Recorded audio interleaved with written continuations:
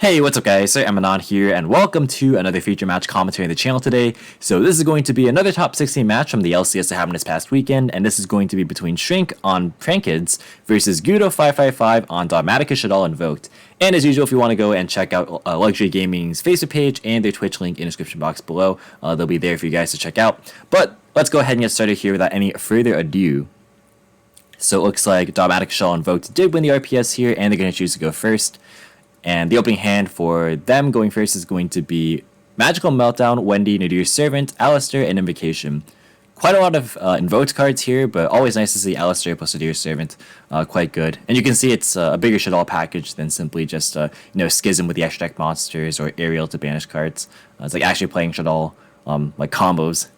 And then the opening hand for Prank Kids going second is going to be Imperm, Call by the Grave, Desires, Instant Fusion, and Fancies. So, hand is pretty okay going second, but I can kind of see the writing on the wall here. It's the rule of invocation, rule of invocation, basically, where you hand trap the Alistair, but they hard draw invocation anyways. Gonna go ahead and activate Meltdown. That's gonna grab Alistair, or not invocation, you're gonna skip a step there. Meltdown to add Alistair. This happened all the time with like Terraforming add Alistair, back when Terraforming was at 3. But I'm gonna go ahead and normal summon Alistair, chain Imperm, and then gonna turn that into a copy of Moon Maiden, and then activate Invocation anyways.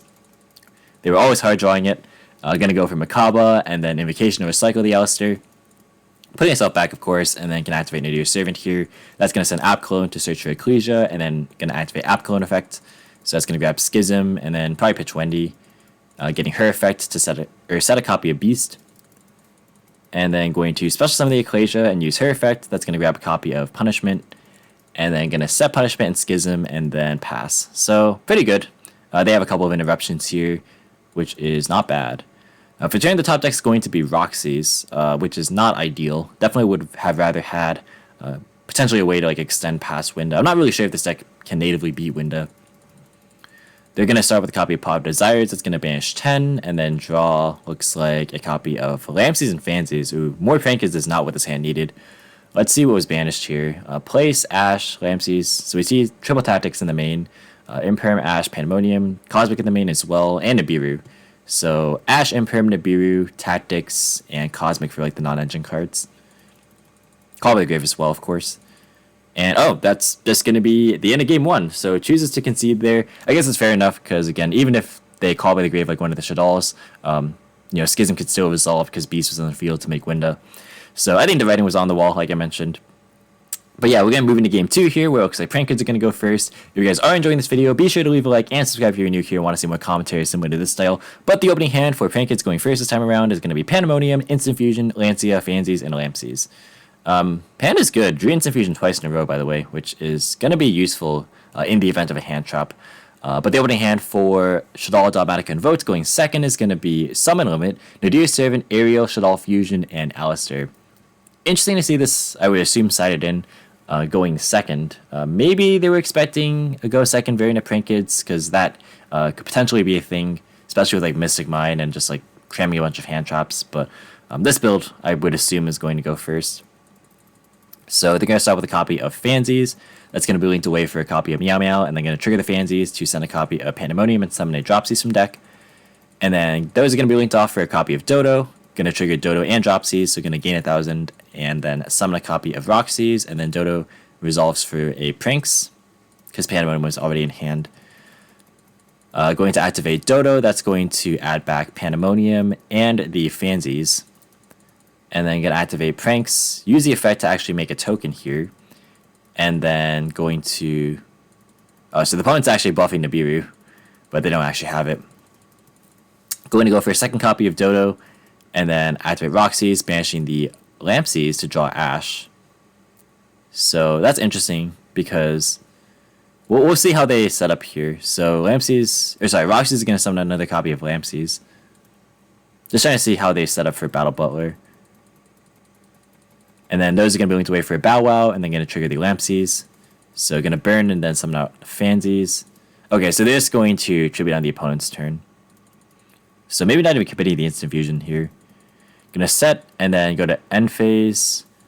Let's see. So nothing is known besides Pandemonium. End phase is gonna activate Pranks. Gonna recycle 3 and then draw 1. It's Cosmic. Now that's decent, especially if Summon Limit does get to resolve later on. So we're gonna see a top decked Alistair. Not a great draw because Alistair was already in hand.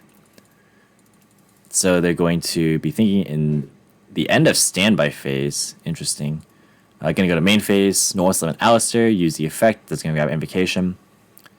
So yeah, chose not to Ash this because they have a Lancia for the Invoke to play. So maybe they were holding Ash for Servant or Fusion, both of which are in the hand. So I like that. I like holding the Ash there. Gonna go for the Magistus Link and then gonna activate Invocation, gonna chain Lancia. So this does shut off the Meow Meow, notably. So Battle Butler will only be able to activate once, if that does come down to it.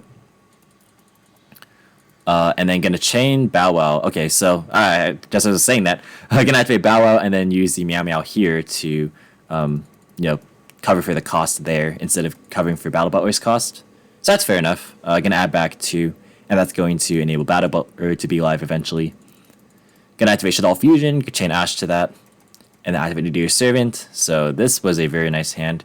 I think stopping the Shaddoll Fusion was probably more impactful than the Dear Servant, just because the Dogmatika engine won't be as prevalent right now, especially if they have to use punishment, and that'll kind of turn off the invoked and shell engines later. But regardless, Servant's obviously very, very strong, so Apcoin gonna activate to grab Schism, and then send Aerial. Oh, that's unfortunate, because obviously under Lancia can't get value off the Aerial. Although I'm not really even sure if it's the best in this matchup anyways, especially after Bow already resolves. So we can activate Ecclesia, and then use her effect to summon itself, and then gonna grab Copy of Punishment. Then going to set 2, and then going to end of main phase 1, activate the Pandemonium. That's going to fuse for a copy of Battle Butler, and then gonna get all of these effects. So Fansy's Chainlink 3, and then going to mill Place, and then summon out 2 more Dropsies. So your Dropsies off Fansies, Dropsies off Lampsies, and then Lampsies off Dropsies. And then going to burn for 5 in the process, and then still going to go to end phase, and then pass. So the top deck's going to be another copy of Cosmic. That's pretty good, because they chose not to set punishment. I saw that a lot, actually, the LCS weekend, where people were searching cards and then just not setting them to make the opponent have the read on a card that wasn't actually set. The biggest example being punishment. So pretty interesting. However, Cosmic lines up nicely against both of these, of course, because they are continuous. So it's just going to be a big blowout for sure. So they're going to overlay for a copy of Toad, and then going to link for a copy of Meow Meow, and then activate Lampsies. Going to chain Summon Limit, chain Cosmic, chain Schism, chain Cosmic. That is pretty nasty, actually. That is quite good. This should just be the end of the game. Yeah, that's going to be a concession right there. Wow, drawing Cosmic off Pranks and for turn. Very, very good there. Proved to be instrumental in making sure that the summons were going to resolve. So now we're going to move on to Game 3 here, where it looks like Dogmatika Shaddoll Invoked is going to start things off. Also, before we get started, quickly, in Game number 3 here, just want to shout out my patrons as usual. So thank you so much for helping support the channel. It really means a lot to me. The long floor and consistent content is made possible thanks to you guys. And if you do want to help out support the Patreon as well, feel free to check it out in the description box below. But in Game 3 here, the opening hand for Dogmatika Shaddoll Invoked is going to be Schism, Double Meltdown, Wendy, and Cosmic. Interesting hand. Doesn't really have the power player like in Dear Servant. I think Dear Servant was drawn both Games 1 and Game 2. But the hand's definitely still playable. And then the opening hand for Prankids going second is going to be Gamma, Lampsies, Feather Duster, Pandemonium, and Triple Tactics Talent. Wow, that's a pretty good hand for sure. Especially against no hand traps. So this will be a nice kind of answer to the board, because Gamma's going to answer Alistair, and for once they didn't hard draw Invocation. So going to activate Magical Meltdown. That's going to grab a search for Alistair. And then they're going to null the Alistair predictably and use the effect. It's going to chain Gamma in response. And that is going to be pretty good. Going to go ahead and set Schism and then pass. So it doesn't even set the Cosmic. I guess this is being held for a Pandemonium and standby phase, as opposed to trying to hit maybe a place. Gonna draw a Psychic Eraser Laser for turn. I saw a lot of Prankids players on this, as in, if you guys watched the feature match from Swiss, the other person was actually on this as well. Very, very interesting card. So they're gonna activate Harpy's Feather Duster. That's going to wipe the back row, and then normal summon Lampsies. So they all have the only thing they have to worry about, excuse me, is hand traps here basically. So they're gonna attack for 1500 first while they still can, and then go into a copy of Meow Meow. and then trigger the effect of Lampsies for a copy of Fansies, and then link those off for a copy of Dodo. I do wonder if they're going to play around Nibiru here. We'll see. So going to go ahead and mill Pranks, and then summon Dropsies. So that is 5 summons, I believe, and then going to grab Place off of the Dodo. Yeah, that is 5 summons, just making sure. They do have the Triple Tactics talent to kind of mitigate that, though, so it's not bad. Going to go ahead and activate Dodo. That's going to add back Pranks and the Fansies. And then they're going to activate Pranks to generate a token. And then going to link for a copy of Dodo again. And then Dropsies triggers here for a copy of Roxy's. And then they're going to link those off for a copy of Bow Wow. I don't know why I'm getting all the names wrong today. Apologize for that. But they're going to banish the Eraser Laser for a second copy of Tactics. And then Roxy's is going to summon a copy of Fansies. And then going to activate Place to grab a search for a copy of Dropsies. And then they're going to set Tactics and set Pandemonium. Alright, so this Cosmic is a 50-50 if they choose to bind it in standby phase. So we will see. Going to go ahead and activate Pranks in the end phase. That's going to recycle 3 and then draw 1. So we'll see what the draw is here. Looks like that's a copy of Lancia. Not a bad one for sure, especially against the incoming Meltdown. So that is quite nice. They're going to draw a copy of Alistair. Just a lot of Alistairs this game. So standby phase, they're going to go for the 50-50. The Cosmic Cyclone doesn't hit. It is going to hit the Pandemonium, but going to chain Lancia in response. So that shuts off not only the Cosmic, but also the Invoked stuff in hand as well. So that is a crippling Lancia. And then going to chain Bow Wow in response. Chooses not to actually replace the cost with Meow Meow this time. And then going to go ahead and add back 2 names. And then they're going to activate Meltdown, use the effect. That's going to grab a copy of Alistair. I wonder if you set Wendy here just as like a bluff. Because normally people would possibly set Alistair in this case. Curious as to what the play is going to be. Oh, they're just going to normal summon Alistair. Alright, and then go for Invocation. Oh, so they're going to go for a Winda play instead. Because they're going to Hard Fuse in hand. So thinking now, they're going to fire off Pandemonium here. That's going to go for the Battle Butler. And then trigger the Pranks effects. Field Chilling 1, Ellipses, Fan Chilling 4, because obviously all the Prankers are going to trigger. I like that. That's a notation that I haven't seen before. But going to go ahead and summon out 2 Dropsies, and then the Roxys as well. And what was milled off of... Oh, it was Place, I think. That was milled off of the Fansies. And they all get boosted. Going to activate Invocation. Going to chain Battle Butler in response. And then that's going to wipe the board. That's a pretty interesting time to fire off Battle Butler. Yeah, I guess they were playing around Magical Meltdown here.